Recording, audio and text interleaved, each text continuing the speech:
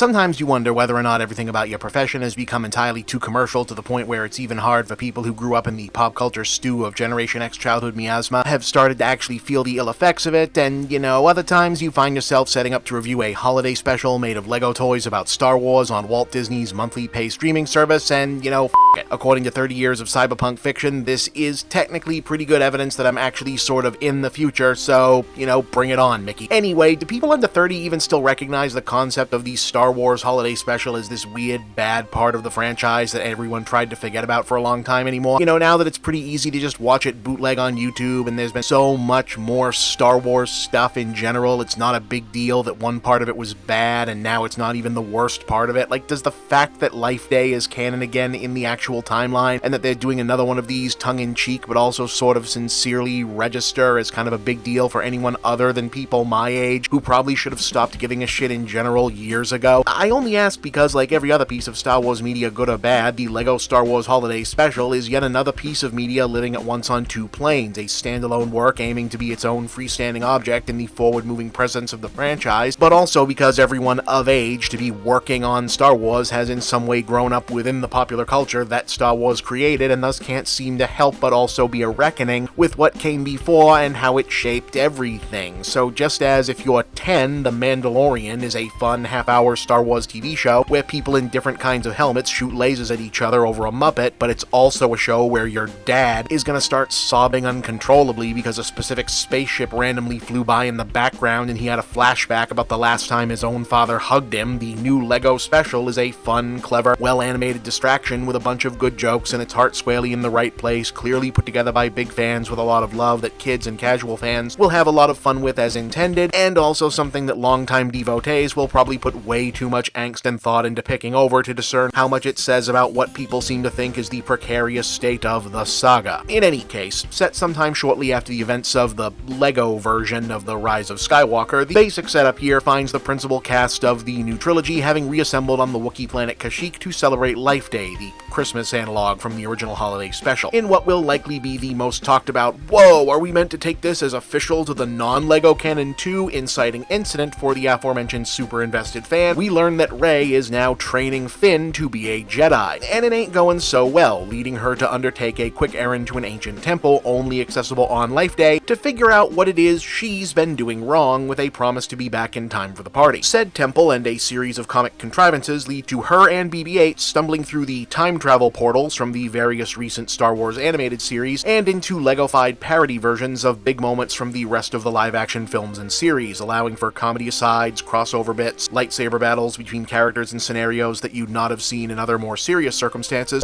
My master's master! Concentrate! My master's father! Impressive! My master's father's master! Emperor Palpatine! Less talky-talky, more fighty-fighty! And a surprisingly upfront sprinkling of unmistakable shade at various plot points from The Rise of Skywalker, the details and events of which otherwise don't rate much of a mention here for some reason, and mainly lots of good-natured fan service and Beatty's first self-parody gags intersped with more general physical comedy and cameos whenever we cut back to the Life Day party planning business on the Millennium Falcon itself. It's all in all difficult to say whether what ultimately adds up to a better than it needed to be tie-in comedy bit is better or not based on how seriously one is engaged with the whole Star Wars thing at this point, since it all is still impossible to divorce the property from the overhanging cloud of intellectual property management when it just got done with a trilogy of new movies that didn't quite clear the hurdle of transcending an overly meta-narrative arc that was all about the responsibilities of inheriting intellectual property management, and now this one is largely jokes about the sort of futility but also fun of that. And yet the most irritatingly meta thing that the new trilogy did, i.e. making its main characters both literal and figurative in-universe fans of the events of Star Wars adventures that preceded them as a shortcut to audience and filmmaker POV identification, does actually continue to pay dividends in the better parts of this as well. By now, the characterizations are solidly fixed in enough that the idea of Rey running into different timeline versions of Luke, Darth Vader, the Emperor, Obi-Wan, etc., or the other characters getting to meet Max Rebo and Chewbacca's family from the original special and geeking out at the spectacle of it all really is just kind of fun, and while not everyone was able to reprise their voices, it is good to see Kelly Marie Tran playing Rose again and feature pretty prominently, for example. And while you can see the basic message of what Rey needs to learn and how things are going to resolve all with Finn's Jedi training coming a mile away. Yeah, it all adds up to a good time, and as much as you almost feel like you should maybe grade stuff like this on a curve sometimes, the truth is, when Lucasfilm isn't tripping over its own feet overcorrecting to internet noise, they're still pretty good at making Star Wars stuff, and it's hard not to be charmed by this one. So yeah, the LEGO Star Wars Holiday Special, cute as hell, I give it a 7 out of 10.